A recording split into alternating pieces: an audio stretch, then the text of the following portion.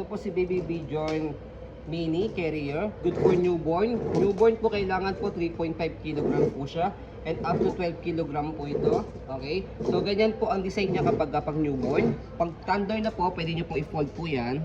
Yan kasi kaya na ng toddler na nakasupport yung ulo niya. Okay? Kaya kahit wala na po siyang pang-support po nito. So ito pang-support po pang newborn siya. Okay? So sa pag-operate o sa pag-open po sa kanya, press nyo po ito. Yan. So may lock po siya dyan. Yan. Ito design lang po namin yan. Okay? So yan. So and then ito angat nyo po siya. Press. Okay. Press angat. Press nyo po dito and then angat. Ganun din sa kabila.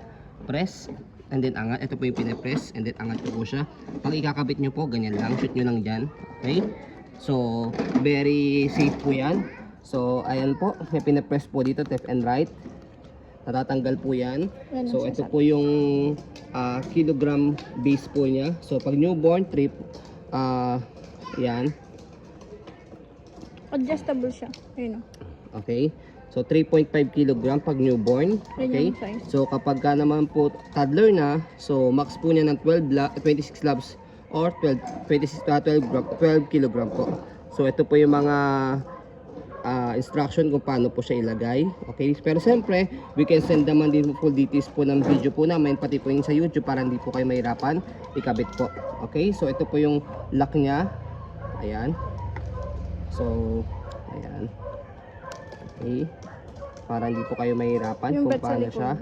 Pakita mo. So, yan. So, by the way, ito po yung adjustable na waist po para sa po sa parents. Okay? Hanggang mayroon yung size. Yes, adjustable po yan. So, lock muna natin dito. So, pagka sinut niyan, automatic nagla-lock na po yan. So, ito. Press nyo lang po ito para ma-shoot dito. Mag-lock po yan. Okay. So, sa likod, ayan.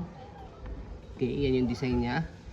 So, yan, ina-adjust po siya rito. Hatakin nyo lang po siya. Depende po sa waist po ninyo.